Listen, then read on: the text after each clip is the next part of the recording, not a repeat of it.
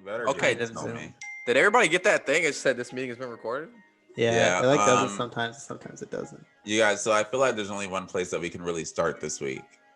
Again, we're a music podcast, but there's really only one place. There is one place to start. Okay. Yeah, Sway Lee is doing his SpongeBob movie. Oh no, the real place starts. Nav dropped a new album. How you feel about that? Yeah. Or 2 Chainz announcing a new album. That's true too. The real news. Right there. And the United States announcing a new album. No, not that. Not it. Chapter season. You're fired. It's I'm a joking. remix. I'm joking. It's a remix. Oh, remix. New season. New season of the United States. Honestly, it's a Back to the Basics album. You know how these movies do that? They go through their Look, we thought this season of America was going to get canceled.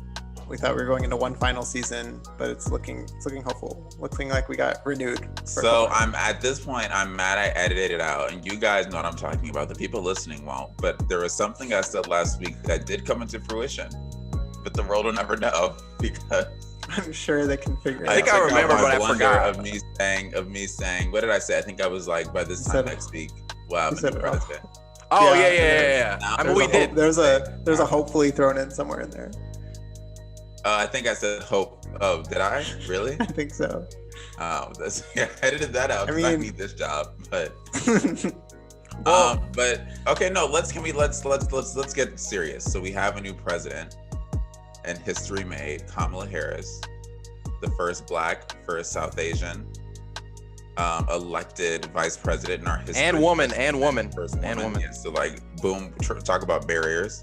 That's 3 barriers right there. Joe Biden showing you that perseverance wins after 3 failed presidential campaigns. Joe Biden is the 45th white man as president. Can you believe that? Oh my God, that's and the 46th president out of 46. Like that was wow. That wow, history. He's the oldest president. Is he really the oldest? He's the oldest president ever. Elected president. He garnered the most votes ever by a single candidate. True. I don't know the exact. We don't have the final. Yes, he beat Obama. We don't have the final count yet. 74 million, I believe. Right now. Is that the final count? Right now. Okay. Yeah, because all Obama votes still aren't in. 69 million in one of his elections. Yeah. He's probably third. He's probably third all time. Something like that. Well, I mean, I think it's going to be more every time because more people are voting. Ballots. More people. The goal should be everyone voting. But. Exactly. So Trump now joins 9 other presidents in running for re-election as an incumbent and losing. Congrats to Donald Trump for that. Congrats, man. Yeah, exclusive history. Membership there. Like, I'll never be in that group. Only a couple people in history. Exclusive membership. It's an exclusive club.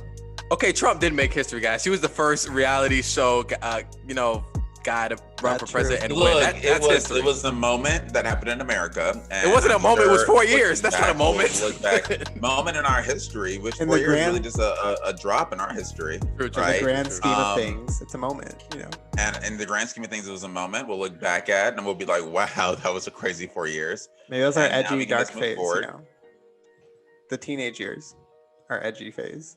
Yeah, literally, that's exactly what it was. Well, welcome to the 97 demo. I guess, I had a pun. I guess you can say Trump changed positions.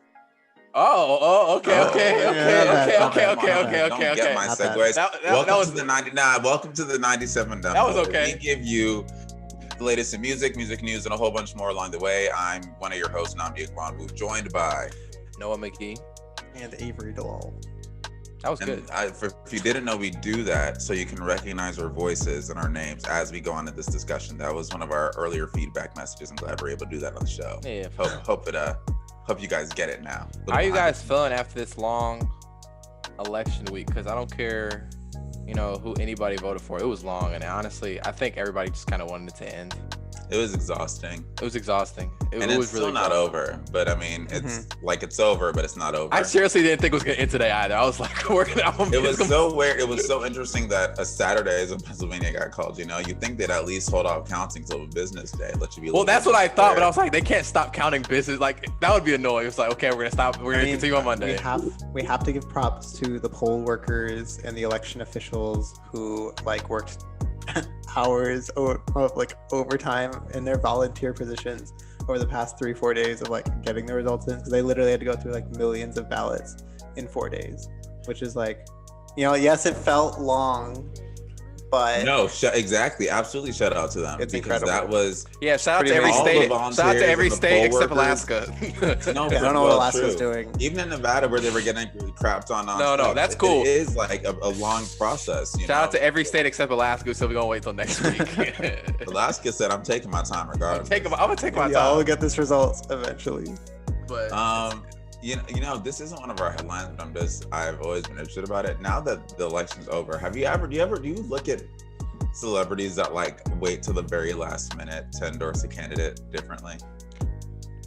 Well, Eminem literally endorsed the candidate basically like the day before. He was like, okay, now Beyonce did that too. Beyonce, I think, did her Instagram thing, and she did that with Hillary Clinton too. Like I think it's like the week before or the days before. And I'm like, well, thanks, doesn't matter at but that we're point. Here. Yeah, it's like we're here now. Donald Trump got the illustrious, support of Lil Pump. Lil Pimp? No, you mean Lil Pimp? Lil Pimp. Which, like, I want him to look and be like, well, what did I achieve here? What did I achieve? Now I got the week of press. Where do I go from here now? It was like 3 days. It was like 3 days of press. Okay, you know what?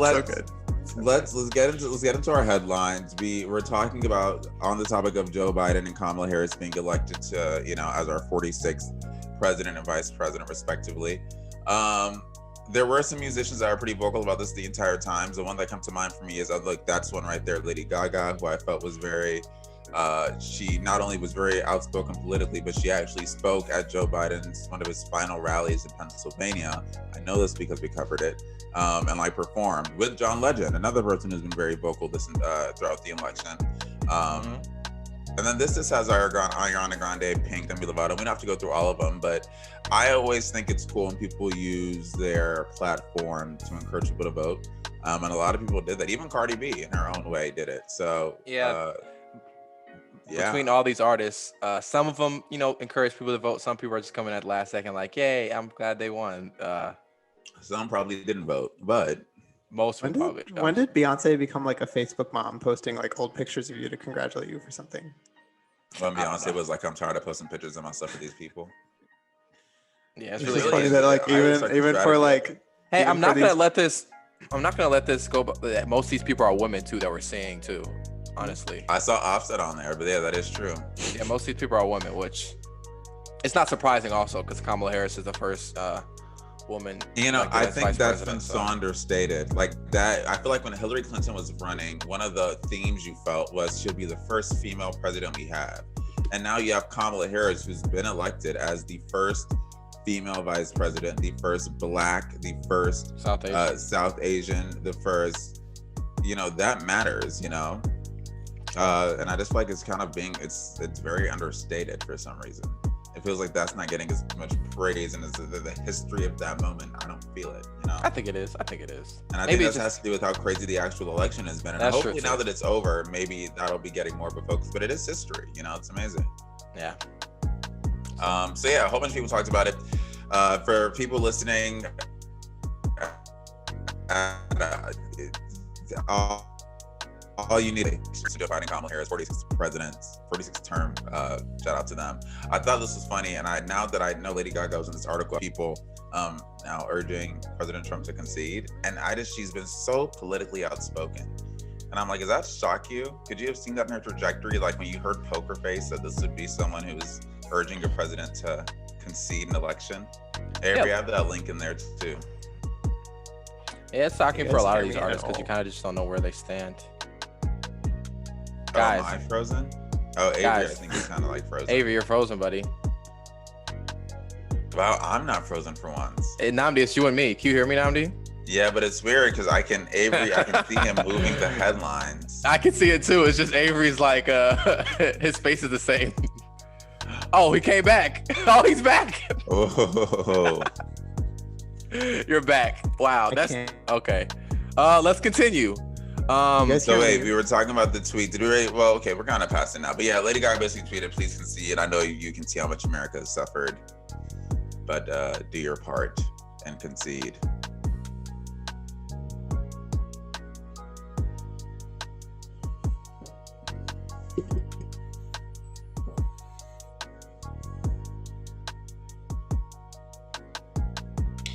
Dun, dun, dun, dun, dun. Avery. Okay. Avery If the you law. can hear us, can you click on the please concede link? Okay. Avery, Wait, blink. guys, Avery, am I if you back? can hear us, blink 3 times. Blink 3 times so you can hear us. Am I back? Did this work? You are back. We hear you. Okay. We hear you. Okay. We can hear you the whole time. Okay. That was a tweet. Hope we. But maybe by this time next week, he'll concede.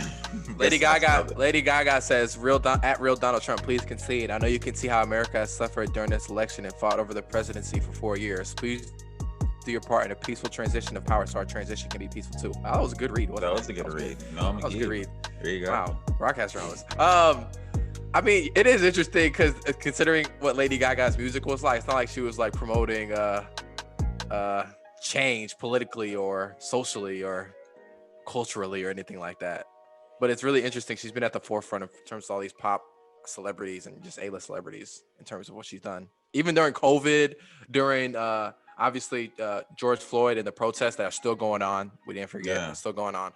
She's been really active, which is dope. Yeah, I agree. I guess some sadder news that also came during election weekend. King Von, Chicago area rapper, got shot in Atlanta. Yeah, we're recording this on a Saturday. This is gonna come out on a Sunday. He died Friday, I believe. So, yeah, he was only 26 years old. That's really sad. It is really sad. How much music I want to? He charted twice on the Billboard Top R&B Hip Hop album with Grandson Volume 1, and LeVon James, which is a mixtape. He just had released another album, Welcome to O Block. So that's it's really sad. LeBron James was vocal about it.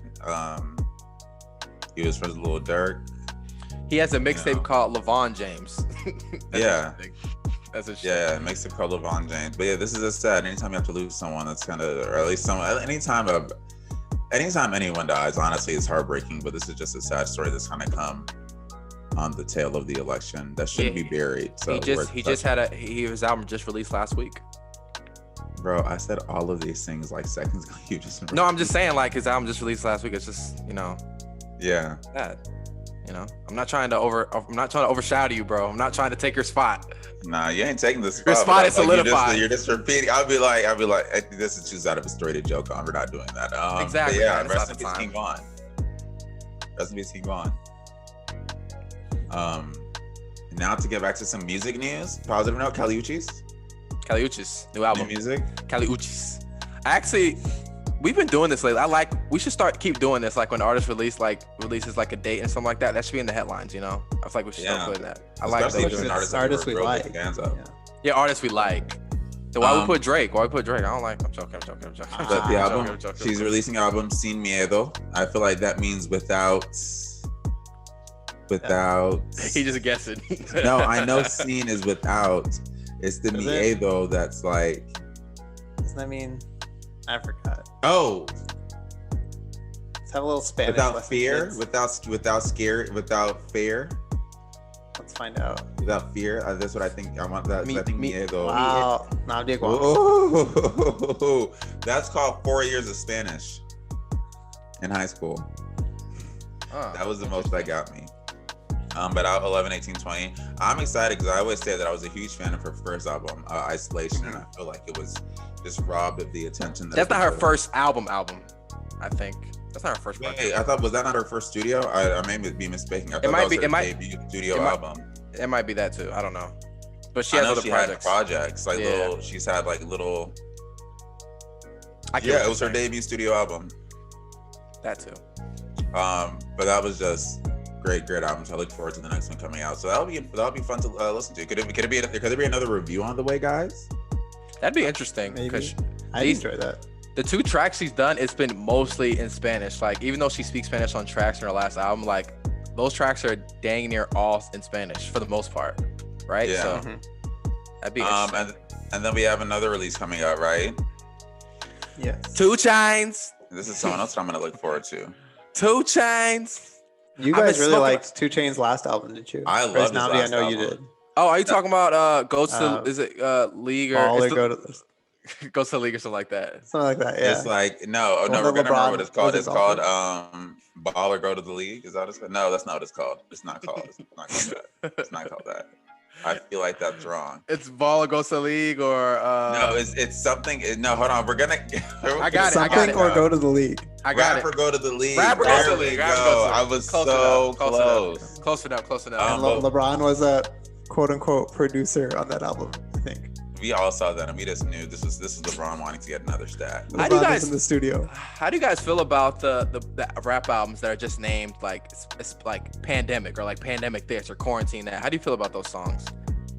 I like it. I don't hate it. I feel like it speaks to the moment. It's kind of annoying. I feel like I feel like I haven't seen it enough for it to be something that I think is cheesy or corny, if that makes sense. It's all cheesy to me, honestly. When like I think we're gonna be able to like listen to music and be like, wow, remember that? Well, yeah, I think it's when it's cool, a cool way. Like you talk about Charlie XCX. It's not like it's called my Pandemic Diary or like the Quarantine Diary. It's like I don't know. That's part of the story. You know, I feel like people rap based off of their right based off of real experiences, and this there is an experience. The quarantine thing is not that. Hey, you can't. You don't know what his inspirations were. Yeah, there's 2 Chainz. You're right. So there you go. But wait, I do want to see on Kalichi's album. She said it's gonna be appearances by Rico Nasty, Party Next Door, among others. So that'll be look forward to that. Rico Nasty was already on one of the singles. Oh, so that's what she's referring to. 2 Chainz, new single Quarantine Thick featuring Mulatto. I saw this video. With that's what this is. Okay. Another Atlanta artist, Mulatto. Both Atlanta shout out Mulatto. Yeah. XXL freshman. XXL freshman. Yeah, and this is coming from this is gonna ultimately come from the album So Help Me God, which is out November 13th. So new music from 2 Chainz. We'll definitely listen to that. That's next week. Because that's next week. So yeah, on the topic of new releases, wow, a couple albums, not that much this week. A couple albums by Nav. I know I think Avery, that's your guy. That's your guy. No, that's his guy. That's his guy. No one. I don't know where this false narrative. Again, this is the 3rd week in a row where I feel like words are being put in my mouth on this podcast. Nav is not my guy. What's wrong with just because we share, I feel like it's quite racist of you to say he's my guy. Just we share, a background. I just thought you were an OVO guy. OVO Toronto guy. I didn't know we jumped that bridge. I guess the next where my time head went. Nav, I don't listen to Nav. Avery, can we talk off mic for a second? Do you not like him? I mean, no. So I don't like his music. Wow. I don't like the man's music. As a person, I'm sure he's. Would you say that to Drake? No, of course not. He likes Drake. I love Drake's music. But would you tell Drake you don't like Nav's music? No, he wouldn't. I mean, yeah, why not? I mean, it's not a crime to not like someone's music. That's true. It's not for him. But Emergency Tsunami, Nav, and I think it's with somebody else too. But I think it's called. His name's Wheezy, not like Lil Wayne Wheezy. I think his name's Wheezy actually. Ain't gonna be Wheezy, not be Lil Wayne. That's called copyright infringement. It's like Wheezy. It's like WHEEZY. So that's okay. But wait, let's get but also a couple of tracks I feel like that I was kind of fans of. I listened to Ballad, Jid and Conway, and then I also listened to What the Speed Bout. I liked both of those, and I normally don't like NBA YoungBoy, and I actually did like that song. F the rest of those albums, huh? No, I'm joking. No, you talked about that too. But did y'all listen to any of these albums? I listened to Quarantine Thick. That was cool. I actually liked What the Speed Bout. Nicki Minaj killed that. I actually enjoyed Nicki Minaj. She killed that. I liked it. She's been killing it recently with her features. Yeah, she has been killing it recently. Mood remix with 24K Golden. He's trying to get to that number 1. Did he get number 1 already? He went number 1. He wants to keep it this time. I respect it. Yeah, I respect that. With J Balvin, and Justin Bieber. Justin Bieber always gonna hop on he gonna hop on a remix. He gonna hop on a remix. He gonna hop on a remix. Avery, can you speak to this to this new track by, actually this is a double single with System of a Down. They released 2 songs. Those are 2 songs, Protect the Land and Genocidal Humanoids. Yeah, so System of a Down is a metal band from California, and they haven't released an album, or music, I should say, in about 15 years, and they decided to come out with these 2 songs in support of one of their home countries of Armenia, as it is in a dispute with Azerbaijan. I don't know much about the conflict to speak on that, so that's all I'll say about that. But they released these 2 new songs. I grew up on their music, specifically their album Toxicity. So I was like, my brother and I were very excited to see that System of a Down put out 2 new songs, and they were good. So, Nnamdi, I recommend you listen to Chop Suey by System of a Down. I think I've listened to Chop Suey. What was that on something when we made? I've definitely heard that song before. It's a fairly popular song, so you probably have. It's a popular song, so you probably heard it. Okay. Did we have it on a playlist? No, not yet. You just lying. No, I'm not lying. I've definitely heard the song because I mean, if one of you put System of a Down on a playlist, that'd be awesome. That probably it's like they're one of their bigger tracks, right? Yeah. Okay. Yeah. What about and this? And also, as a new release, we have Midnight Sky by Miley Cyrus and Stevie Nicks. I love seeing Miley Cyrus go in this direction of like.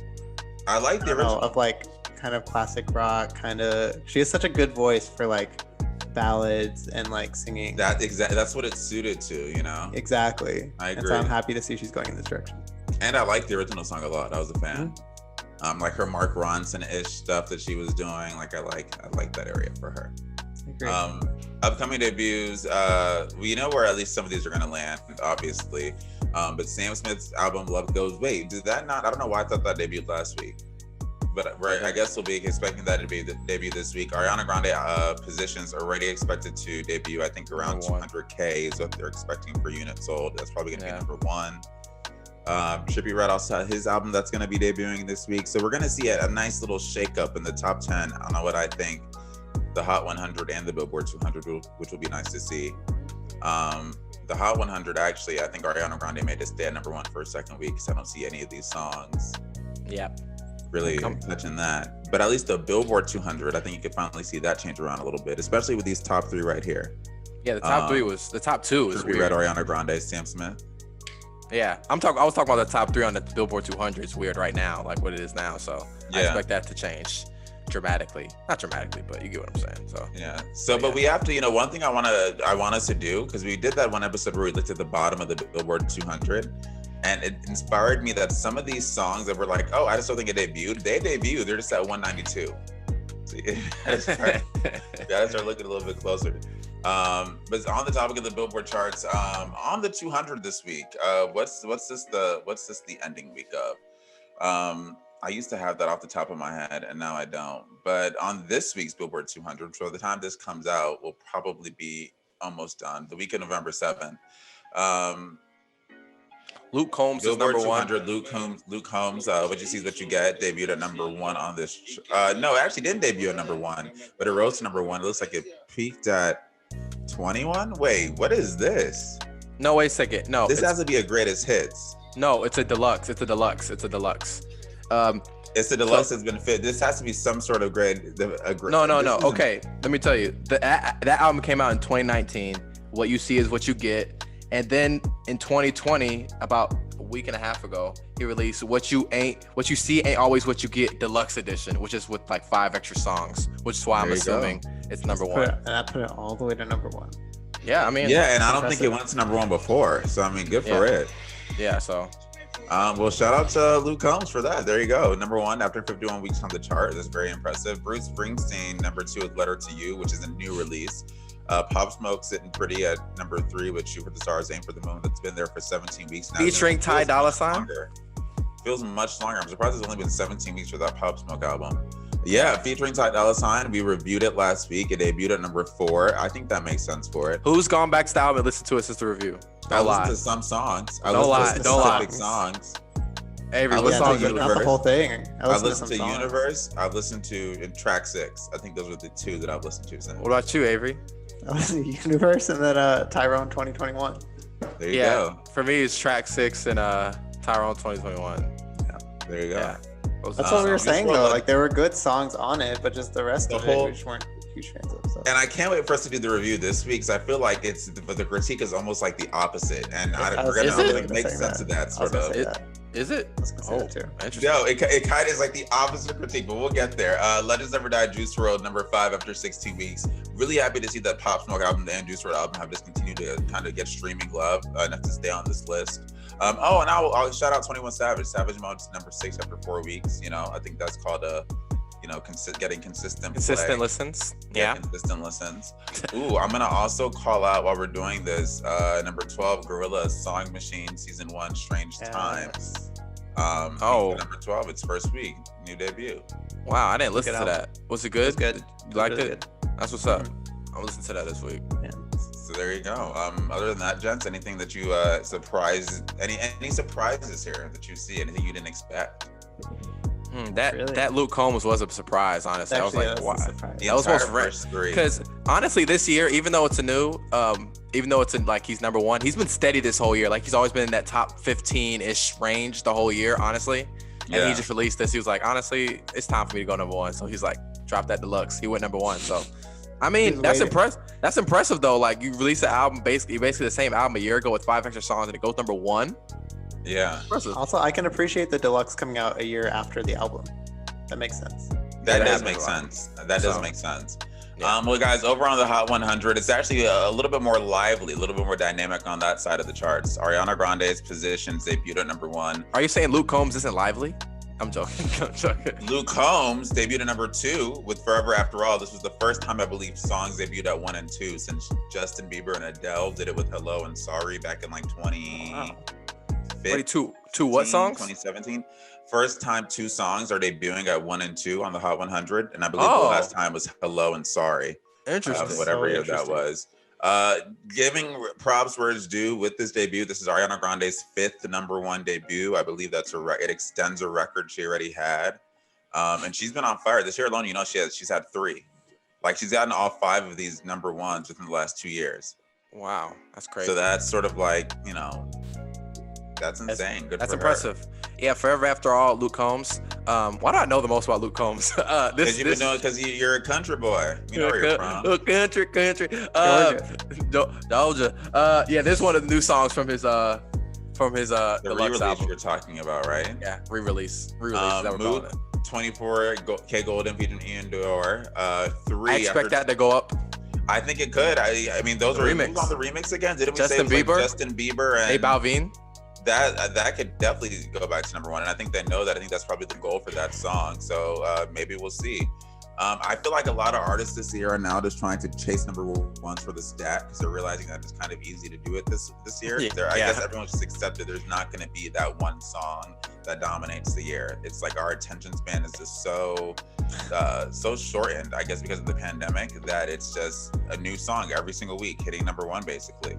Ronnie got the top 5, Laugh Now, Cry Later, Drake featuring Little Durk, number 4 after 11 weeks. And then the good old reliable, really what I think is going to end up being either song or record of the year, Blinding Lights by The Weeknd, number 5 after 48 weeks. I don't think any of that's surprising. I got a question, y'all. I got a question. Do you think, because over the past, I don't know, 3 months, it's been really election based. Like everything's been affected by election, every numbers, like live TV, like everything else is getting hurt because everybody's watching the election. They're paying attention to the election. Yeah. Do you think music was affected, and now that the election's over, you might see music numbers increasing a little bit? Like, I don't know the exact numbers, but I don't know. You know, maybe music was affected by the election because people aren't focusing on that as much. Instinctually, I wanted to say no, but then the more I think about it, I know anecdotally I can say I didn't listen to as much music this week, so I was so consumed by the election.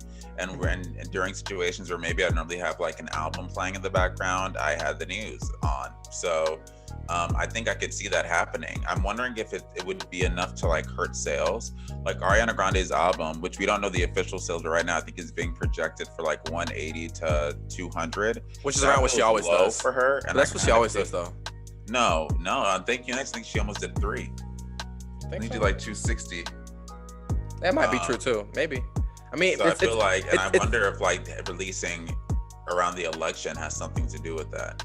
Yeah, maybe it's a little bit of everything. Maybe it's like pandemic, quarantine, COVID, a lot of things. So, Spicy, look at that, Spicy. That's the one we did say. That is the one we said was gonna be the hit. 53. Yeah. Is that? And I think that's the first song we've seen from Yeah. Mr. Ty Dolla, Mr. Ty Good Dolla. song. which makes Good song. sense. Yeah, so I don't really see anything else that's too shocking here. By the time this comes out, the charts will probably reset soon anyway. Yeah. You'll see Ariana Grande probably at number 1 on both charts. Just my prediction. So, that her song at 70, Both There of we her go. songs that she's released have been the awesome. fire. That song, her is I'm very excited for her next album. to me, she's the best. That Sweetie song too debuted on here. That's Mhm. good. That's what's up. 77 or That's what's up. 76. To me, I don't think there's like a hot take, but I think she's the best R&B singer out right now. Like in Her? terms of like her pure voice. I'm not saying she's the best in terms of singing, like the way her voice sounds. To me, she has the best voice out right now, in my I opinion. can get down with I'd that. have to think about that. I mean, what singer you could say like you might like SZA more, but you can't say SZA sings better than her. I You know can't- that's why, but I feel like I said singing, not the best artist. Her's not my favorite okay, R&B artist, okay, I'll but do she's the that too. I best could see that. pure singer. It's like her and Ari Lennox, but I would give the edge to her. But they're all great though. Of like modern, of like the right now R&B girls. Yeah, not all time. I'm talking about right now. Yeah, Okay, I guess I could see that. you know. But okay, that's pretty much the charts rundown this week. I can't wait to get into our main discussion because it was an album that I think we've been looking forward to. It's one of the few, I think, pop-ish acts that we're into enough to always at least mention albums or want to review them. But Ariana Grande released Positions on October 30th. I guess it's her 6th studio album, and I was thinking about the fact that this is number 6, and I wanted to say R&B is new, but I don't really feel it is. She's sort of done R&B themes throughout all of her releases. I feel like this is the one that sort of veers in that direction wholeheartedly the most. And if you look at who produced it, that sort of makes sense. London on the track produced some beats. Murder Beats produced some. Scotty Storch produced some. So Victoria Monet helped her with a couple of tracks. Yeah, Victoria Monet wrote a lot on this. Nija wrote a lot on this. So I think you could and some of those people wrote on Thank You Next too, which is you'll see how that I think plays into the overall reception to this album. But yeah, this album came about a year and a half after Thank You Next, which became what's now her flagship album, right? It's sort of if any of her albums is going to be a classic, I'd say it's either Sweetener or Thank You Next, and I would lean towards Thank You Next. And now she came out with Positions. So gentlemen, before we dig into the review, I guess just initial thoughts, first things that come to your mind. What's your sentence, your focused sentence of what you thought this album was? Avery. I would say it's just like, I guess in the opposite, like you said, an opposite trend of the Ty Dolla $ign album. This is just something like I enjoyed more and more as I listened to it. Like the more I kept listening to it, the more I liked it, the more I looked forward going back to it. I'd say like initially I was like kind of like meh on the album, but then it kind of just got better for me from there on. Yeah, definitely a really hooky album. That's not a bad thing either. Really a hooky album. To me, if the hook was good on the song was good to me. Yeah. That's not a bad thing though. It's not a bad thing though. She had good lyrics too, but I'm not saying like, but it was really catchy album. So that's my first thought. That's like one word. If I had to describe it in one word, I know you said one sentence, but one word. It was like No, I feel like those are all run-on sentences are fine. Those are all good. I feel like with me, I immediately, let me start by saying Ariana Grande, I think, had a huge challenge coming into this album, and that she was following up 2 really good albums, Sweetener and Thank You Next. Yeah, and we also So she had to somehow figure out a way to differentiate herself enough while like creating an album that was equally as good and sort of new and fresh. And I think that was a tall task. Did she do it? We'll get into that when we dive into the review, but I think it was a tall task, and I think she acknowledged that. So I understand why what made sense is go R&B, go in that direction. And I think she has the vocals for it. I would say I think the album sounds good. Like, I think just listening to it, I think it's a good album. I don't think anyone can argue that, you know? What, you disagree, Noah? No, it was Avery's face. Avery, No, you disagree? he had a little thought. He did a little. Yeah, I think the album sounds good, but I'm with you could now. more have I been think it done. sounds good. I think it sounds good. I think the question is ultimately, could more have been done? Well, And do you think it meets sort of the bar that she's already set for herself? Avery got some thoughts. I mean, Hey, I've I'll let you like, guys in. I mean, I don't know. Do we want to start with like criticisms or do we yeah, want to let me- start let me- somewhere else? No, okay, Nah, well, no, let's not. So yeah. I kind of like what we Yeah, did with let the Ty Dolla album, Yeah, I agree. where we've all given our initial impressions. So let's talk about Well, the most important track, arguably the intro track. well, I Maybe do. start there. Well, I did want to say something coming off of that, Nnamdi. Talking about this is like one of her most difficult releases in terms of like coming off the album she came off of. Yeah. And I'd say it's difficult because, you know, after Sweetener, it was right after those terrorist attacks at her concert in Europe. I forgot exactly where in Europe, but you know, she had like in London, I think. London, Yeah. you know, was coming off of that, and then she kind of had a thing coming off of that. And then with Thank You Next, it was like around the time Mac Miller died and stuff like that too. It was like coming off of that. Yeah. And you know, she was engaged and stuff like that. And so like she kind of had things to pull from, I guess you would say. And this feels like the album where she's like breaking free almost. I don't want to say breaking free, but it's like it's less going on in terms of like publicly. Because remember, Inspiration is important. You don't have as many real life events that are sort of easily shaping your music, right? I mean, Full she had a time, lot yeah. going on. She had the London attacks. She had Mac Miller died. She had Pete Davidson. She was, you know, they got engaged and they divorced. I mean, not divorced, but they called the engagement off essentially. So a lot going on. Very publicly as well. Yeah, exactly. Yeah. Very public. Yeah. Yeah, and I guess the result of that is positions, which, you know, but Thank You Next, I feel the theme going in was like, you know, this is sort of, I've learned from all of my exes and all these situations that have sort of haunted me throughout my career, and I'm better for it, right? I feel like that was sort of the theme, and you felt that. With Positions, it's R&B, it's sex, it's, I think, maybe reclaiming her femininity. It's flirty. It's flirtatious. It's flirty, yeah, and I think to a degree, it's sort of like the penultimate of, I remember one of the earliest criticisms I heard Ariana Grande back in the day of like her earlier, like Dangerous Woman-esque was like, oh, you know, I feel like she always acts like a kid, or they market her as like this childlike, sexy R&B artist. And I feel like this album is sort of like the answer to all that criticism of saying like, I'm grown, I'm an adult, I can do this. Yeah. And I can talk about this stuff and it's fine. But it's also, I think, a relationship album more than just like a sex album, which everyone I feel was saying before. And I think that can bring us into like the intro track, Shut Up, First Thing You Hear. So with what, like you listen to this album knowing it's going to be R&B, knowing people have said it's about sex. This is the first song that comes, my presence sweet, my aura bright, diamonds good for my appetite.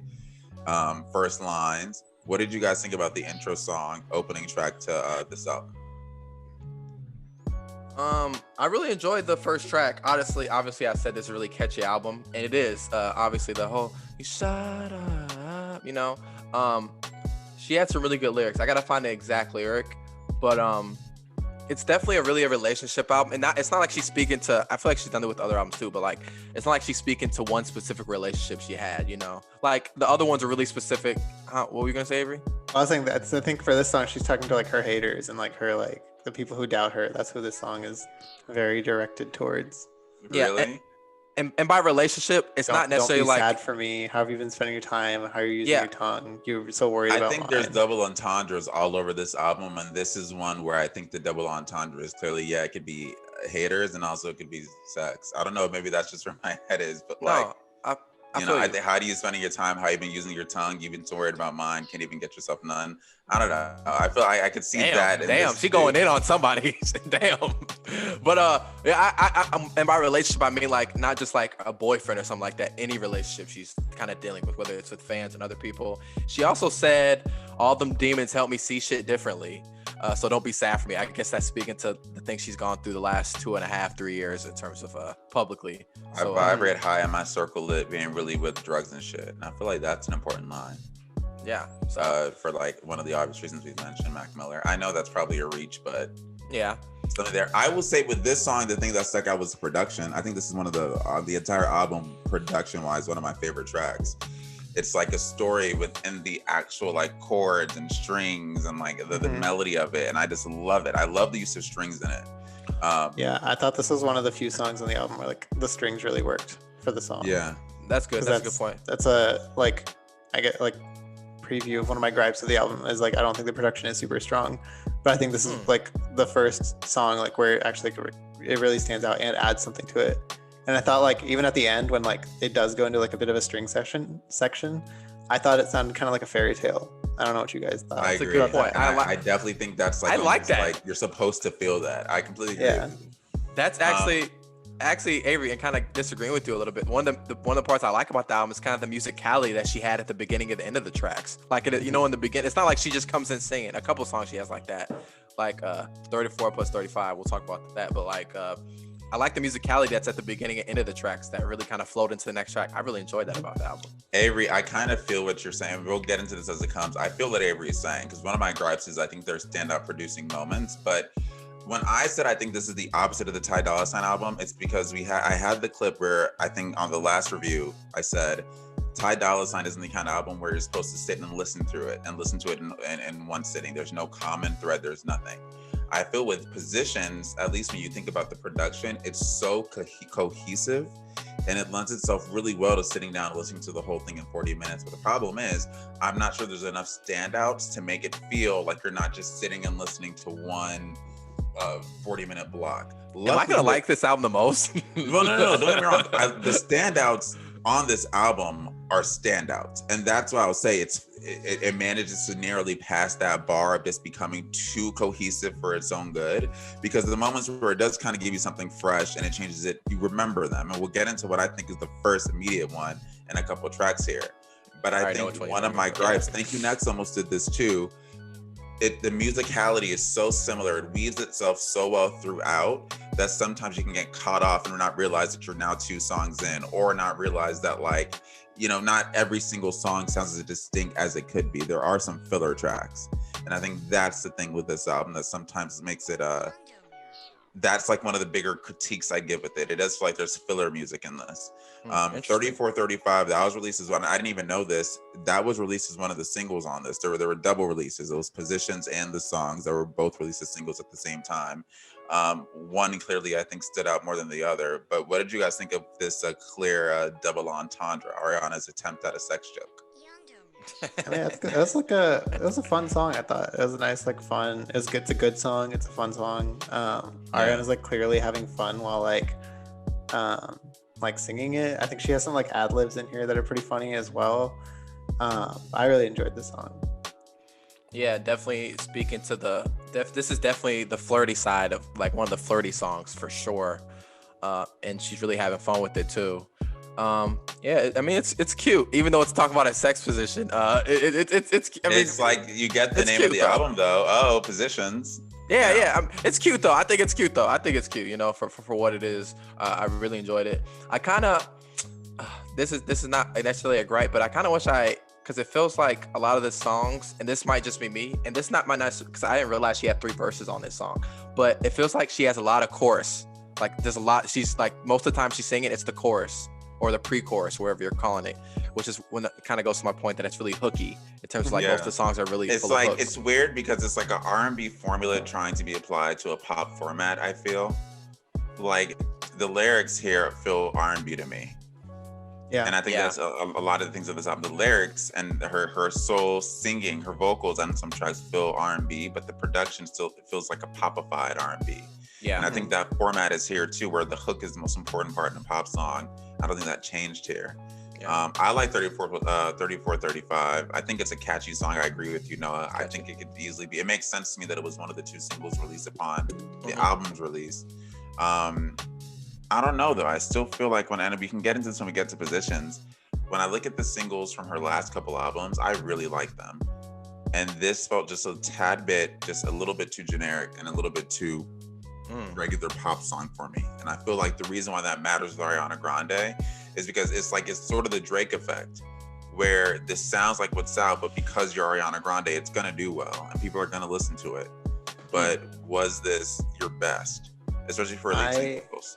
I personally don't think that there's any song on this album that would have matched up to any single off of her last album. Damn. Which I think is like really close to like I think Thank You Next is like a damn near perfect like pop album. Like, it's, I think a great, and it's hard to follow that up. Well, that's the thing. I think if we're considering these last 3 albums she's released in terms of Sweetener, Thank You Next, and now Positions as like some sort of like trilogy of when like we feel like Ariana's like really hitting her stride as an artist. I think, like, while I do like this album, I'll like preface it by saying that I do think this is the weakest of the 3. Damn. Yeah, I mean, and one of the reasons is like, I don't think like there's songs on here that super stand out compared to the other last couple. I was surprised she released a follow-up to Thank You Next as quick as she did. I thought she would give that at least like 2 years. Let it breathe. Because when you release an album that good, normally like that's the, you know, because this is, you risk this. You know, let me hold off on a criticism, because I will say, I've mentioned how I think one thing that carries this album is the fact that there are standouts on here, and people listening, we're talking about this album. I can tell you off the back, if you listen to our last review, it's going to get a higher score than that. So like, I did like the album. That was the lowest review we've ever gave. So yeah, like I did like the album, and I will say the next track, and we're ending up going in chronological order, and I think it's fine. There's only 14 songs on here. Motive, I think, is one of the strongest songs on this album. It's the song that I listened to. I texted you guys, and I was like, there's one song on here that I think is a clear standout, and I wonder if we all have the same one. I guessed Motive. I guess I did too. While I was, upon more listens, I have identified other things that I feel like could also be standout. Motive was the first that immediately lended itself to, oh, this could be a hit. This could be radio friendly. I could see this just feels good. I'm kind of surprised. I'm sure this is going to be a single. I hope so. I hope it's a music video.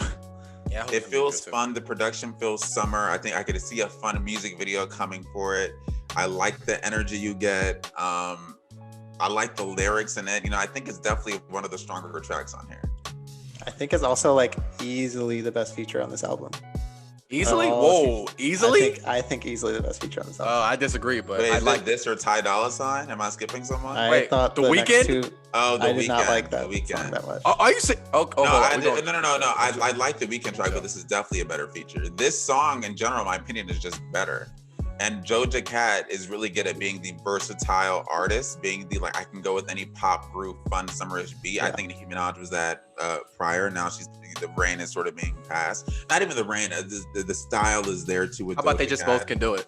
Yeah, exactly. The reign not being, the style is just also there with Doja Cat. And I think it lends itself well to a song like this. Like this clearly is like if this album came out in April, this would have been the lead single.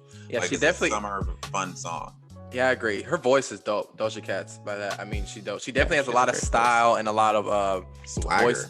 Voice, swagger and voice inflection she does in her voice, which it's really good actually. I really enjoyed it. Even though, you know, everybody has their problems with Doja Cat. I'm not necessarily the biggest fan, but I mean, I think Doja Cat's like a good pop artist, and she's like, and not like Nnamdi said, she's like a chameleon. She can kind of get on anything and stand out. Well, yeah, she rapped on here, but then she does her biggest song is a pop song, so it's really interesting. So. Yeah, this at first I agree with you. Now this is a song that stood out the most. I was like, oh, this is easily my favorite song. But then there's other songs that stood out that came later. But yeah. Who produced this? Shay Taylor, Mr. Franks, and TB Hits. Yo, this Murder Beats. Oh, sorry, I'm reading the wrong. Because Murder Beats makes sense. Yeah. Mr. Franks, Joseph. I don't know who that is, but that makes sense. One of my favorite songs. I think it's going to be a single immediately. I told you guys that I think one of the problems with this album is there's fillers, and I think this is one of them. I think I agree. Like Magic is a filler track.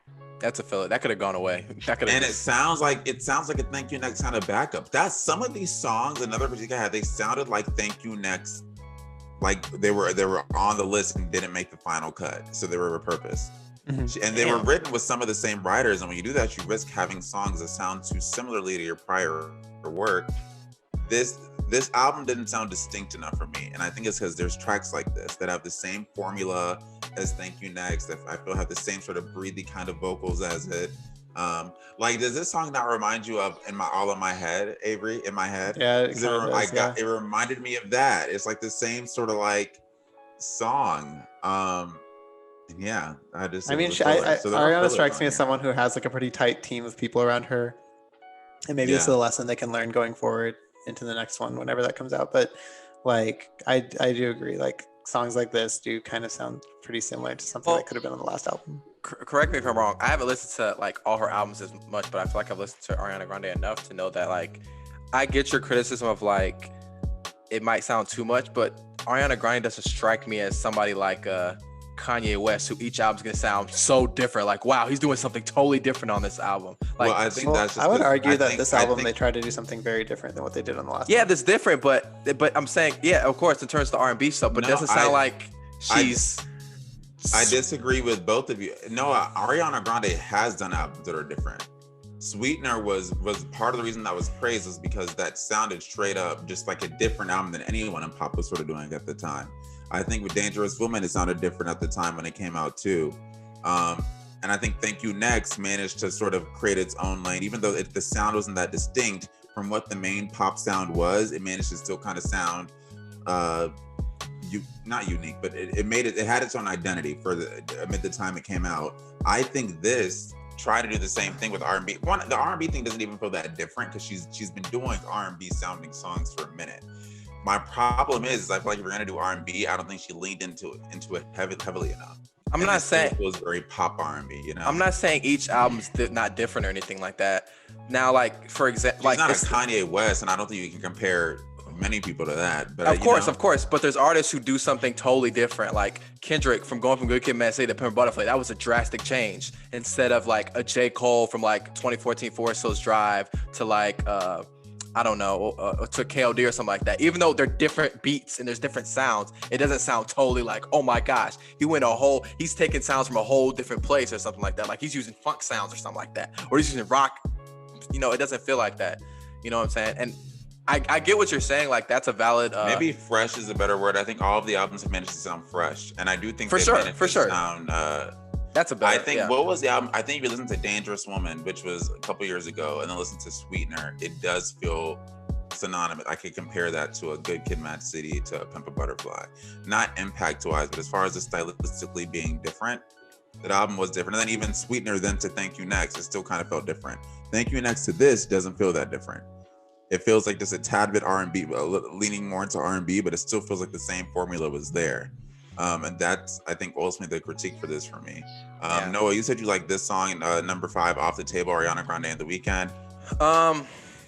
Yeah, I am in between Doja Cat and Weeknd, who had a better track, but I enjoy the track. I feel like Weeknd and her. I like it a lot too. I feel like I like their singing together, and I don't feel like Weeknd. And this is the thing too. I always respect Ariana Grande. She never has a lot of features, so it really does feel like she's really being really purposeful when like she's grabbing a certain artist for something. Because Thank You Next had no features, I believe.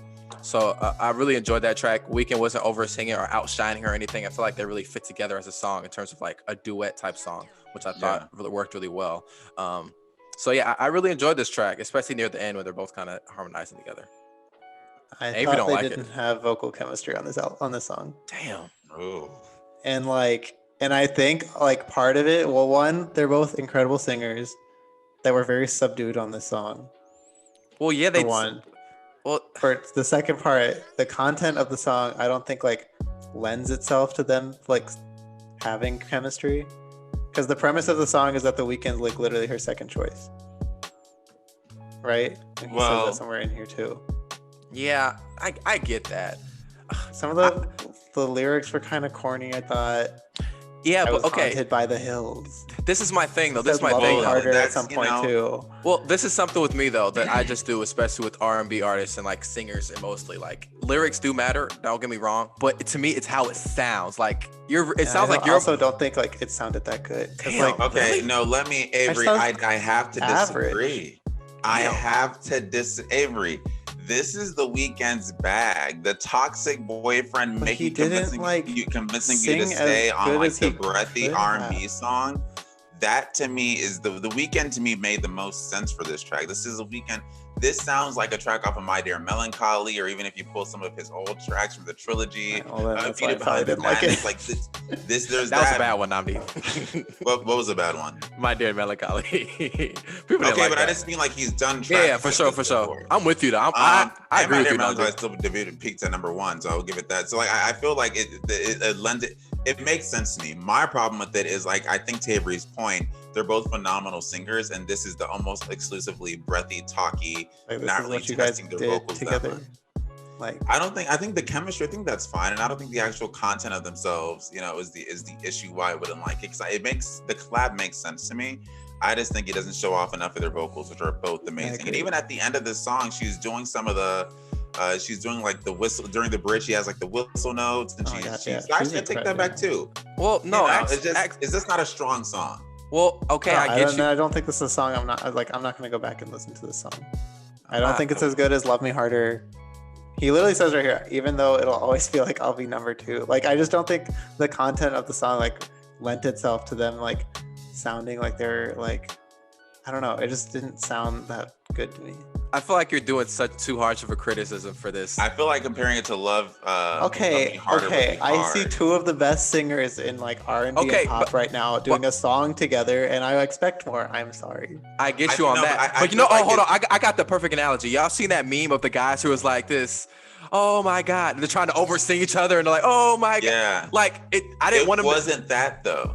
That's my point. I'm glad they didn't do that. I'm glad they didn't try to do that. I'm glad they kind of just tried to harmonize it. I'm glad they didn't. I would have been annoyed if they both been trying to oversee. I each think other. what don't do Avery's that, that makes thanks The to Avery, Weeknd and no, but I think Ariana what you're Grande. saying is for a song like you didn't believe them. That's sort of what you're saying. Like Well, in the for story one. of this song, you don't really believe them. I They didn't care about the sell it story. to you. I cared about how they sounded. I'm gonna be straight. But no, I cared even, about how they even sounded. the way they sound, I thought Ariana Grande managed the whistle notes was a needed addition at the end, because if that wasn't there, the really kind of performative vocals there, I'm not sure that song alone would have been, because the song at first it was kind of skippable. I will say with Avery, it when is you skippable. have, I will say at first it grew on me absolutely. Now I like it a lot. I said it's my Am I life. going to give the best score on this? What No, the but heck? I think to Avery's point is just when I got you, see- Ariana Grande. when I see got you, The girl. Don't worry. I Weeknd got and you. I Ariana got you. Grande on a song, you're gonna want to hear like, oh, this is gonna be a radio hit that like tops the chart. I feel like that's sort of the expectation. Why And though? And The song was boring. Hold on, and It's instead, boring. no, it's not boring. I think they just gave you an album. This is the album cut. This isn't Wow. a single. I don't see this going to radios. This is just, it's an album track, and I And think that's it's a good fine. one. But I think it could have been stronger considering the roster. Okay, That's okay. Let's get to some other tracks. Okay, let's get some other tracks. Hey, Now I where are gotta we hit- at? We're at like number 6 now. We're Where at are we 6:30. Another positions. Oh, theme and look, song. it's 6:31. We just missed it. Oh man. 6:30. This is another one that I feel like was a filler in my opinion. That could have. She could have scratched that. Yeah, I feel similar ways about it. I think it could. I think it's a catchy song. I mean, every song in here is catchy, but it's just Yeah, like which one just sounds better. Honestly, at that point, like every song is here Are you catchy. down? What's up? Are you down? Down, But that what's felt up? like a filler. Are you It felt like the thank you next strategy to me. I'm not gonna lie. What song am I thinking of? NASA. This gave me NASA vibes. Oh my god, I love that song. And I love NASA too, but it felt like they sort of said that was the formula that works for you. Let's try to do it again, but maybe lean into R&B. So I agree, that felt like a filler. This next song, Safety Net, also felt like a filler to me. And Ty Dolla $ign, who we just had on it, I get wanting to have him on because Ty Dolla $ign is the R&B guy right now, I guess, one of them. And I like, Okay, I was, do y'all I was genuinely I was like the features conflicted. on this album? I do. I love Doja I- Cat. There's only three. And I do love The I know, Weeknd. and I think two of them are not that good. Damn. I think the only one I dislike kind of was this one. Ty Dolla me $ign. too. It felt very. He doesn't. Noah, you said this last week, and I can't forget it when you were like, "Can he sing?" he can't sing. He cannot sing. And now I'm like, every time I you hear him, can't I'm like, unhear it. You can't. He can't. He's not a great singer. He's an R&B artist, but he can't sing well. He's not a great singer. He doesn't sing well enough. This to me felt like a filler. Let's throw it on so we can say it's R&B for real. And Ty Dolla $ign kind of popping now. It didn't work for me. It didn't work for Like me. that was not a strong one. And honestly, I'm not gonna lie to you guys. Seeing featuring Ty Dolla $ign on this specific album, You had high it didn't- expectations? it was sort of like, really? He made It didn't surprise me. It didn't surprise me because that's his thing though. Like he's gonna collab with the R&B or pop artist. That's his thing. But it's warming up. It is growing on me. Same thing with the Weeknd track, Off the Table. They both are really, really growing on me. Like, cause I like this chorus more. I like this chorus more than Off the Table. Yeah, the chorus on here is actually really good. I actually like this chorus a lot because it's not like, it's more of like a kind of bridge. You know what I'm saying? It's not like she's just saying the same word over and over again, which I really like. So yeah. Now, you guys, before we go on, I want us to look at the first 7. That was the first half of the album. So, and I'm gonna ask you at the end what you think the better half was. So we have Shut Up, 3435, Motive, Just Like Magic, Off the Table, 630, Safety Net. What's the strongest off the first half? And I guess, do you think the first half was strong collectively? Those first 7. Avery tracks. says no. Avery about to. I think it's fine. I don't think it's like spectacular or anything. I think the best song in the first half is like 34, 35 and Motive. Yeah. But I think it's like it's not like, it's a fine first half. Like, I don't think it's anything spectacular. But the other thing is like, I do at least like every song on this album. Well, except for like maybe not like, but like I do like, they all are catchy and they all sound good. And like, She had high expectations. It's hard, you know? yeah. No, what about you? I like the first half. The first half actually, grabs you the most. Honestly, it's where I feel like I'm paying the most attention to the album. I like the first track. Other than like just like Magic is fine. I mean, it's not like one of my favorite track, but it's not my favorite track. But I don't think it's bad. I don't feel like there's a bad song on here. It's like, oh my gosh, I can't believe she made that. But yeah, I don't think it's bad though. This standout track from first half in your opinion? Oh, for me? Oh dang, probably Motive. And Off the Table, just to get mad at, just to make Avery mad, Motive is the hit in my opinion. Okay, so we opened the second half of the album, and I think my math was right here. Number 8. You're right. With My Hair, another track that I feel is filler. I'm not gonna lie to you. I think it's better. I completely disagree. It's better filler in my opinion. This is one of my top 3 songs on the album. Really? I love this song. Yeah. I think like her vocal like inflection sounds great. The production sounds good. I think this is another song where like one of the two where like the strings actually sound good on the album. I like the R&B vibe she's going like to. I like the joke of the song. You know, like Ariana Grande's hair is like a joke, right? Like people are like, is it real? Is it not? I didn't know that was a thing. Ponytail is a thing. Like her silhouette, you know, the ponytail's a thing. I like how she played off of that. I like the song a lot. Nnamdi trying to get us taken down off YouTube. No, we're talking about the song. That's fair use. Okay. I feel you. No, actually, I'm with Avery. Her singing on here is great. This is actually one of the best. Fantastic. This is probably the best singing on the album in terms of one song. It's probably the best. Too, Second week in a row, I feel like I speak before remembering which song it is, and then I don't take it back. Don't take it back. You did that with Universe last week too. No, because it happened with Universe last week, and I had to walk it back awkwardly on the pod. So I played it, and then I remembered, oh, that's My Hair. I was like, well, My Hair. No, I won't do it on pod, but continue. No, go on. Yeah, My Hair. I definitely agree with Avery in terms of this probably. I want to say Nasty. Yeah, this isn't my. Unlike Abe, this is not my favorite track, but it's the best singing she does on the album, in my opinion. She hits that high note. Okay, no, I get it now. Sorry, go on, Noah. Go on. Sorry. Okay, this is the best thing that she does on here, and she hits that high note at the end, and she kills it. She's so good at that to hitting that high note, which is why people compare her to Mariah Carey. It's not a comparison, but I get it. But yeah, she killed this song. She was singing. I wanna. So here's what it is. I want to take it back. This is not the filler song I thought it was. The song that I think is definitely filler is the song after it. Nasty, that's the one I think is straight up filler. That's filler. I will take My Hair is not filler. I played the song that is also one of my top songs. Nasty, this feels like a filler track, and again, it's the same thing I'm gonna give to the other filler. It feels like it sort of could have been a thank you next. I'm kind of annoyed about you guys saying that, because that's like what pop artists do. They have a formula. Like, what pop artist doesn't have a formula of kind of pop songs they do, though? The best artist, every single album you're giving me something new. Okay, and even if it's the same formula, it feels distinctive enough to not feel like your old work. That's the basic expectation that we hold so many artists to, in my opinion. Well, yeah, I got you, but like, Drake has a formula what songs sound like. Yes, some songs are better than the other, or some songs you just like better. But sometimes there's a formula like, wow, they could have put the same lyrics in or something like that, the same hook, and then switched it out. I'm not saying it sounds bad, and I'm not saying it's like but I'm not saying like that's the thing that a lot of artists have. I think we have too high expectations for these pop artists sometimes, I think you're discrediting pop music by saying that. I'm not saying that, but I'm saying Ariana Grande. There's pop music that I feel and I disagree, because for one, she's done it, so that's why I feel like the argument is weird. Ariana Grande has made pop albums that in each album sounds different. Even if there is a formula there's a hit formula. Stylistically, they're each distinct, and there's not songs. Even if there's a filler track, the filler tracks may still fit the theme of that album. And when I was saying, I'm not taking a shot. I'm just saying sometimes like.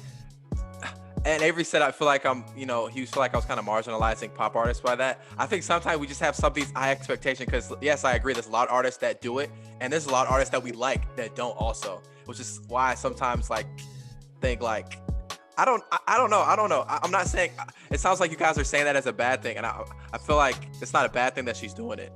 Like that she's using that formula, because I feel like I'm defending her here, because you guys, I'm saying the word formula has come up multiple times. But I feel like there's a misunderstanding. Everyone has there's a formula that artists have. That's not necessarily the problem. The problem is that formula doesn't require you to make music that sounds like your old work.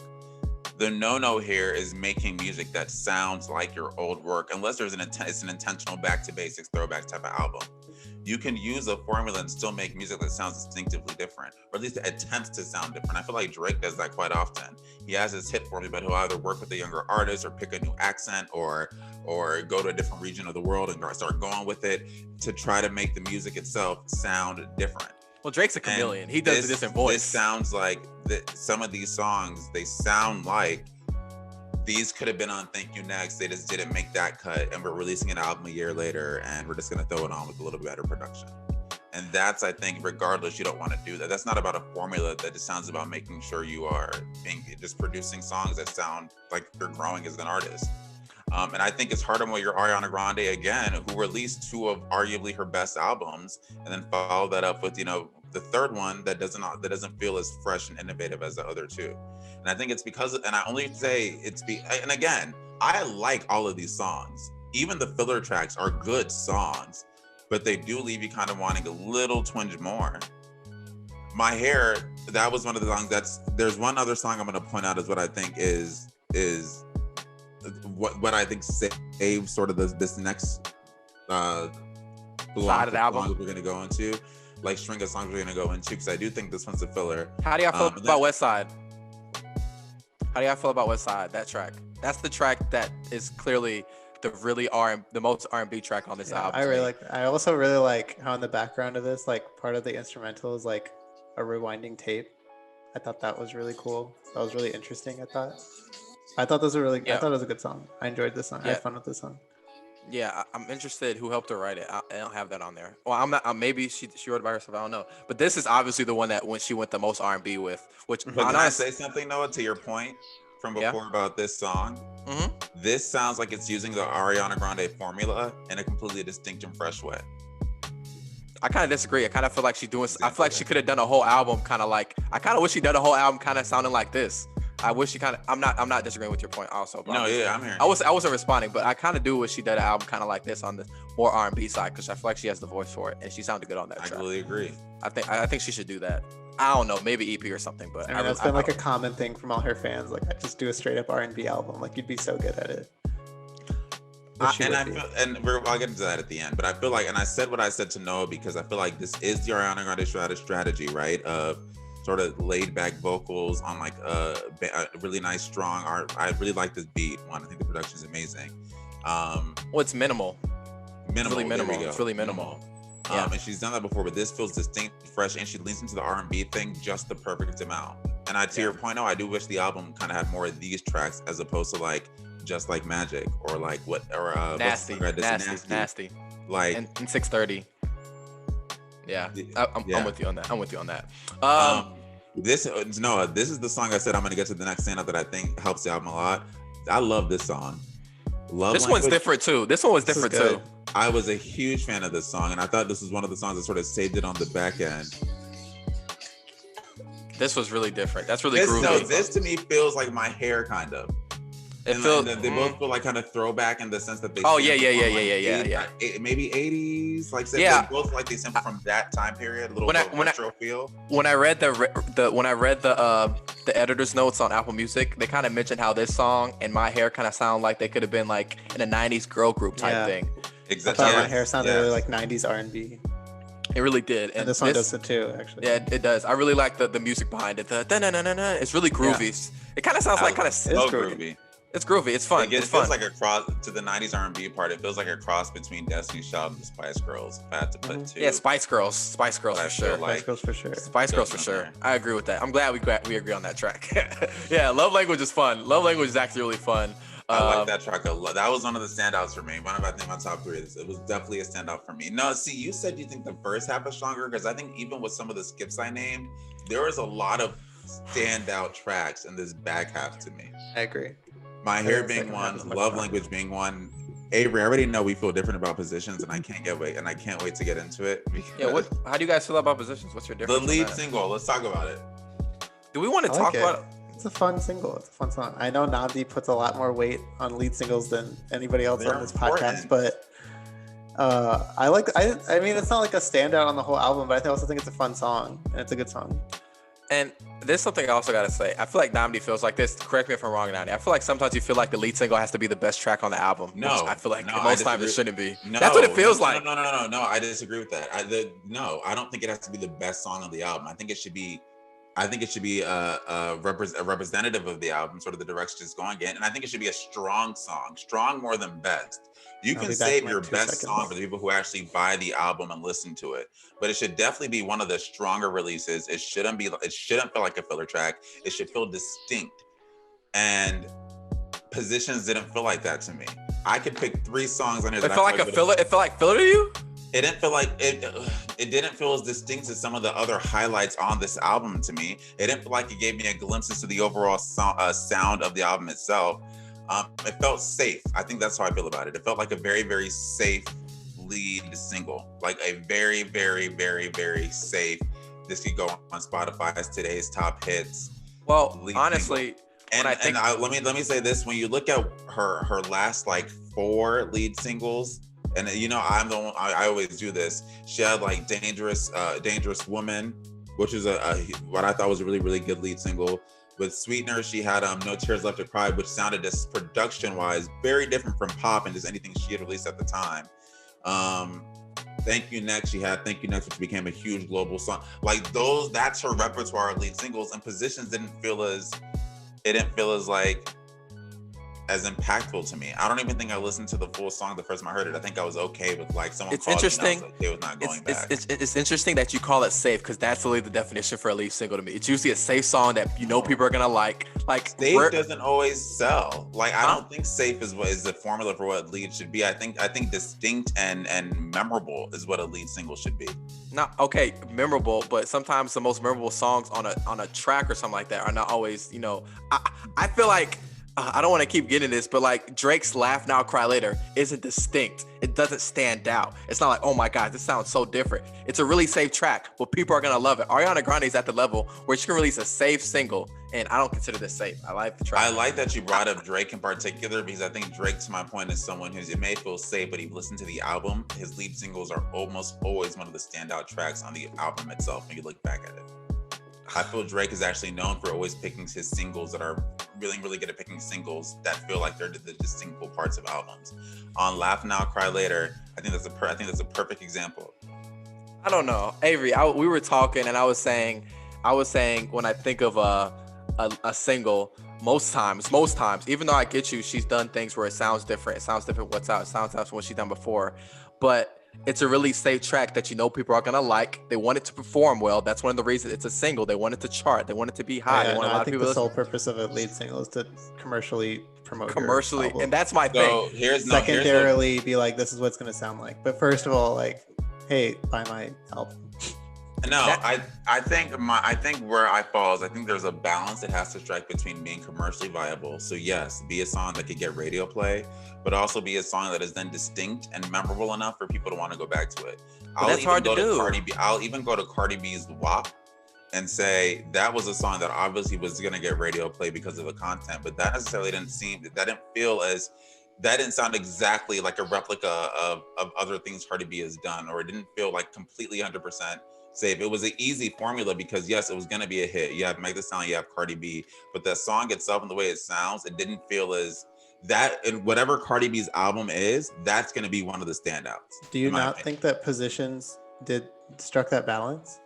No, to me, I was telling Noah, my biggest rap with Positions as a lead single is when you look at what her past leads have been, this just it felt safe, and it didn't feel as distinct.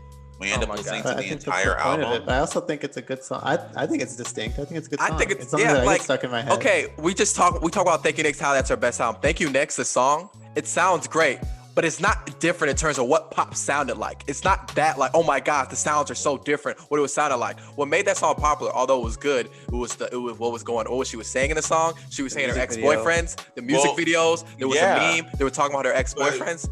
It wasn't necessarily, and I think, but I don't feel like that takes away from my point. Why don't we save this for a topic? This sounds like a wonderful topic that we can talk about. Singles. I could be really good because I can go an hour. Because here's my overall. I'll just boilerplate. I know you could go an hour on it. That's why I'll boilerplate it. And what time? Okay, I'll boilerplate it, and we'll hurry up and move on. But I just think I think when you listen to the whole album, I could have picked a stronger lead single. Single. I feel Well, there's you. stronger songs, but I decisive. think this was a good, safe lead single, and also something that got stuck in my head, and also something that people could quote by saying, "I want to meet your mama on a Sunday." And I mean, it went to number one, so I guess that's the ultimate goal. But that's just, I Yeah. don't know how I feel about it. Obvious. Next song, thoughts? Obvious. That's a good song. Filler. Filler. I enjoyed it. I think it's I mean, okay for what yeah. it is. I mean, it's okay yeah, for what no, it is. I agree. It's I okay think for what it is. like a lot of the other like songs on here, like they're After- good, but it's not something that like sticks out. Honestly, when I think about this song, after listening to multiple listens, can you turn that down, Nnamdi? That's loud. Oh, sorry. I never realized how much this actually like plays itself here because inherent. No, after listening to multiple times, when I got the obvious, I kind of just want to get through it so I can get to point of view or POV. honestly. I agree. That is another. It ends on a high note. I like we'll just go POV to a it. lot. Well, that's the thing. You keep saying, Let's get the POV. see, that's my thing. Yeah, let's get the POV. That's interesting. You talk about this, Nnamdi. This song is a great song. It's one of the best, like, pure songs on the album to me. Like, Yes. it's one of the best pure Agreed. songs on the album. But I don't necessarily consider, like, oh my God, this song's gonna be in the top 10, number one. It's like you said, hit. No, Like, I feel like it hit. I don't think commercial success indicates what the best song. I think those are two different boxes. Oh, but you said hit, so I just assumed you meant. No, when I say hit, I just mean like this is a hit in the sense of like this is a hit. This is a standout on the album. It's one of my favorites on the album. Yeah, I was a really big fan of this song. I For love her. me, like when I think of like why I've come to like really love Ariana Grande as an artist over the past few years is because of like how personal she's been able to get on albums like Sweetener and Thank You Next. And those are also like obviously due to tragic events that happened in her life. But I also think that better than any other song on this album, this song like really does a great job of her being able to like express her feelings about something, being able to get like very personal about something. And I like thought that this was the best song for that on this album. This is where I completely agree with you. I think this is where she excels. Mhm. I absolutely think this is where she excels. Intimate writing, killer vocals.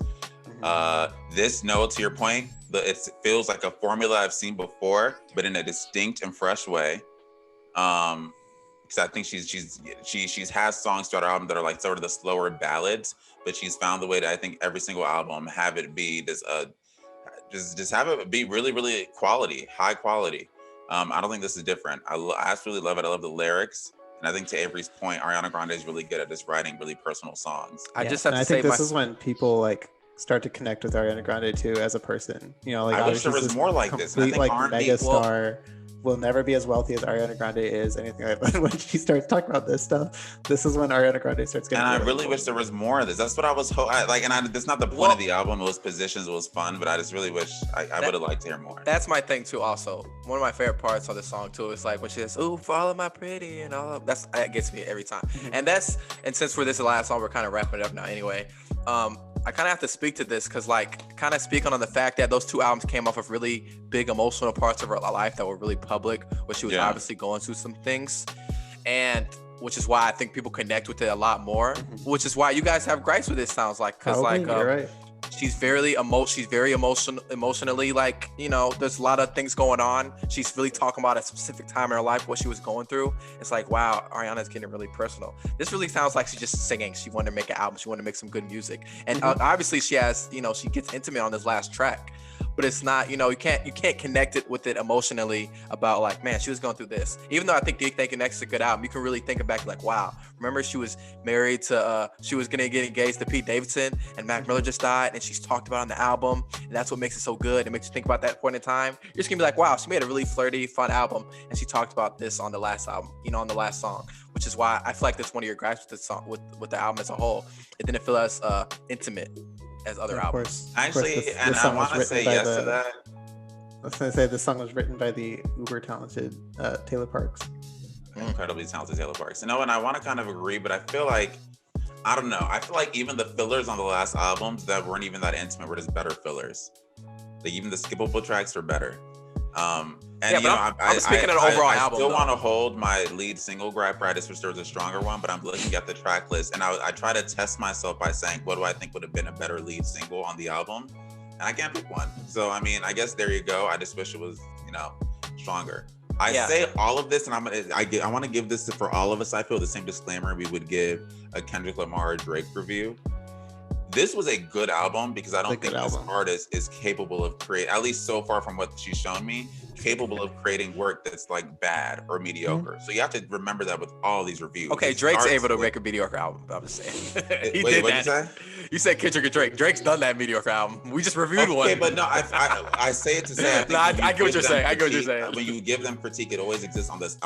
It doesn't start here for them. It always starts on, this is a good album, but what can I get more than it being a good album? For sure. And I think this is a perfect example of that. So for all the gripes, it still is a great album, and I think you should listen to it. And saying it's not as strong as Thank You Next and Sweetener is saying a lot. You know, those are great That's not albums. a bad thing. Yeah.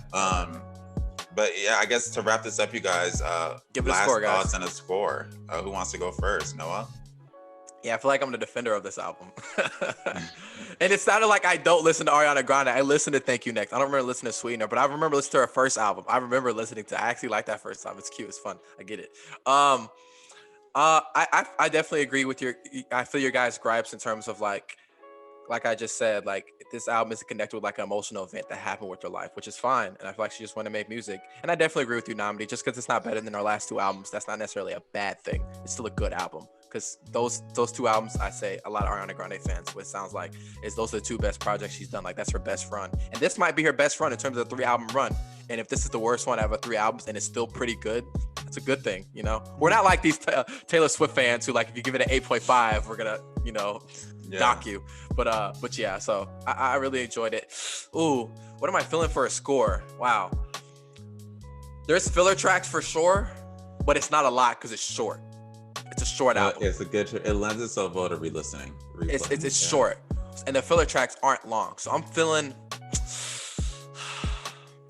a light 7.5, light 7.5, or strong 7. That's what I'm feeling. Ooh, Avery gonna take a. Oh, I know. Wait, no, can you pick one for the sake of our average? He's 7 or 7.5. I'll say at the end after what Avery says. After you and No, Avery what? go. No, I'm saying. I gotta think about it. Let Avery go. Okay, go ahead. I know. Okay. I like the album a lot. Like I do like the album. I think it's a good album.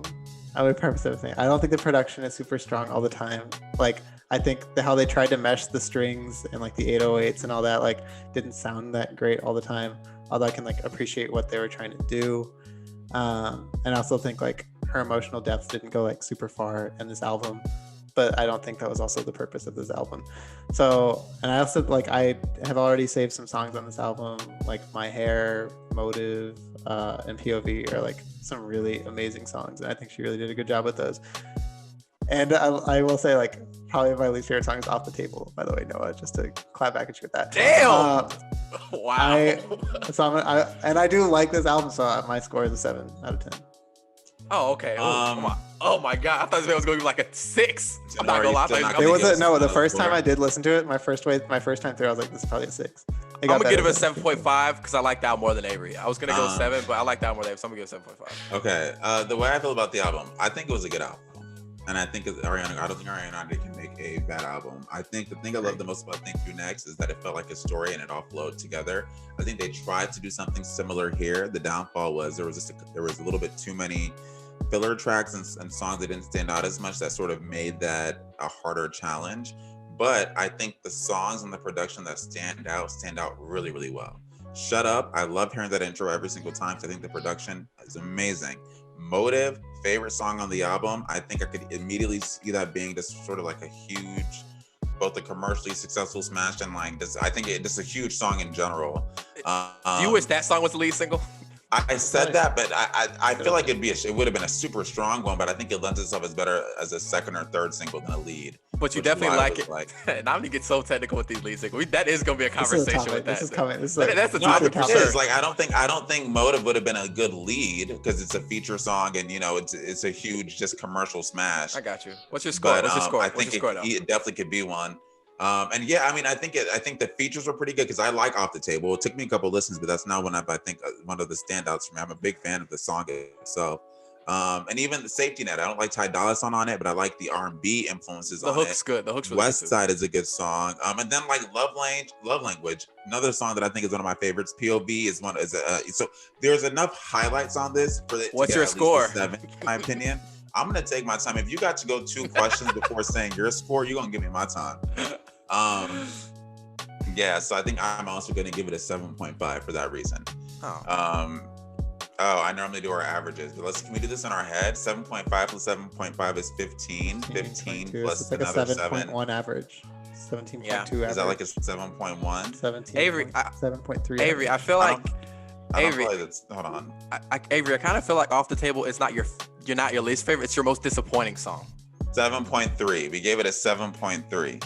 Avery, are you saying Off the Table is the worst? Yeah, it's disappointing. I think that's one. That's a one thing. That's a one thing because you know when an artist or there's a collab you love or there's something you really have high expectations for and it's bad. You're like, man, that's terrible. And it wasn't even bad. It just wasn't. I think I just want. I think you guys are disappointed. I don't think it's just bad. boring. I think you guys are disappointed. I don't think it's. Love Me Harder was a song that was both R&B friendly and it's a huge commercial bop, and I think I wanted that again. So I think my opinion that Off the Table is boring. But you think it's the worst track on the album? To that, yeah, I could see how expectations are kind of lowered. You think it's the worst track on the album? Factors into it being my least enjoyable track on the album. But do y'all think Positions is a song you're gonna come back to on this album? Yes, I have come back to it. Yes, I have come back to it. Oh, Since it's released weeks ago, I've come back to it. I'll stand on that hill by myself. Then. Ariana Grande, I got you, girl. I got you. I might honestly, you know what? This is an 8. F that. It's an 8. I'm gonna give it an 8. I'm gonna give it an 8. I'm gonna give it an 8. 7.7. I always like going to see what other like places gave it to us after that. The Metacritic. Ariana, I got you, girl. I got you. I like this album. Y'all like it. The Metacritic review is a 7.1. So we're nicer to it than the. I think Pitchfork gave it a 7.4. I think Pitchfork gave it a 7.4. Gave it a 7.4. 7.4. Okay. So we're like, and I think that makes sense for it. Oh, Nnamdi. Good Nnamdi. album, just not as strong as the last one. Oh, Nnamdi, what's your project of the week? Oh, I still didn't put one in. Scroll up. It's here already. You said it. We see it already. Okay. Project of the week. Go ahead. Project of the week. Man, I was really about to do a Nnamdi and have 2 projects of the week. Well, I had an artist. It was the same artist. It was between K Shanada Bubba and K Shanada 99.9%. I was struggling because at the beginning of the week, it was 99.9%, and then became Bubba. And then Avery got me to say Bubba, but I listened to both albums again, and I concluded with Bubba. But man, K Shanada, producer, Canadian producer. I think Haitian Canadian producer. He's from Canada, obviously. First album came out in 2016. This came out last year, actually. He's a great he's a great producer, man. A lot of great features on here. Gold Link is always on here. Sir, McJenkins, Cali Uchis, Masego, Estelle. A lot of great features on here. Just a really good album. It's fun. It's groovy. Another groovy album. So, K Shanada Bubba. Check it out. Avery. Mine is Alfredo by Freddie Gibbs. I don't know if this came out before we started the podcast or after. I think it came out before. I think it came out before. I kind of wish we were able to review it, or if it came out I kind of wish we did. I love this album, but damn, Avery. Freddie Gibbs is someone like I would. How do you want to fix your spelling error in here? Oh. Okay, Drake. I think it would have been pronounced the same way though. Drake. It would have been the Soulja Boy pronunciation. Alfredo by Freddie Gibbs. I love this album. Is that your top 10? It's a contender. It's Yeah, if we were doing a top 10, it would be in my top 10. Is Freddie Gibbs not one of the best rappers? Is Freddie Gibbs not the best rapper in the world? Like he's not. He's up there. Wait, is he's he up the there best with like Killer rapper Mike in the world? and like Black Thought? I'm saying like, is there a rapper that's better? Is there a rapper that's definitively better than Freddie Gibbs right now? Is that a topic? No, I don't think it's a topic, but is there a rapper that's like he's up there with like in terms of like ability with like Black Thought and Killer Mike and like all of them. Yeah, like he's there. Shout out to Killer Mike. Election just happened. Shout out to Killer Mike for his work in Atlanta. He probably heard. I just picked an album the last album I listened to. I went to my recently played on Spotify, and it was So Far Gone by Drake because I was listening to a lot of the So Far Gone. Best I Never Had. Well, like Houston, Atlanta, Vegas. What else did I listen to on that album? Successful. Fear. Fear. The Calm. Successful, and I listened to like the whole thing. I'm going in. I'm going again. And Drake, that was 2008. I'm pretty sure he was on Degrassi. Like he just wrapped up a season of Degrassi when that album came out, I know we talk about classics, we keep saying that. This is damn near a classic too. So Far Gone. It's a classic debut, I think, for debut. Nah, this damn near a classic, bro. I'm not gonna lie. I don't know if I'd put this as one of is this one of Drake's classics? Best I ever had. This is literally this was talk. I forgot where I heard this, but this really like introduced the sound in terms of the sound that it was like the sound. Even though he's not talking about dark stuff in terms of the sound, it's really dark. Wait, I know what I actually want my project. I'm not gonna change it. You can't change it. No, too late. You can't go back and forth. In preparing for this, I listened to Sweetener a lot. That was a good album. This man. That was really good. But both are great. But that's our review. We gave Ariana Grande a 7.7. A 7.3 is our 97 That's a good score. That's a good score. I think the overall theme for most of us was it's a good album, but we wanted a little bit more, just a tad bit more. I don't think that's the best way. I think good album, but just not as good as the other ones, which is not a bad thing. Mhm. Yeah, I think same thing said two different ways, but okay, whatever you want. Whatever you want to go, whatever you want to take it. Well, viewers, I'm sure it's hard of hearing us talk. Thank you for listening to that review. Per usual, this will be posted by Monday. Check out our playlist, which will come out that same day. And if you want to listen to any of our playlists, they're all still on Spotify. Well, this will be posted tomorrow. The 97 demo. Hopefully by Sunday we'll have it out. Yeah, we'll have it out. So definitely give us a listen, share, and subscribe per usual, and we will talk to y'all next week.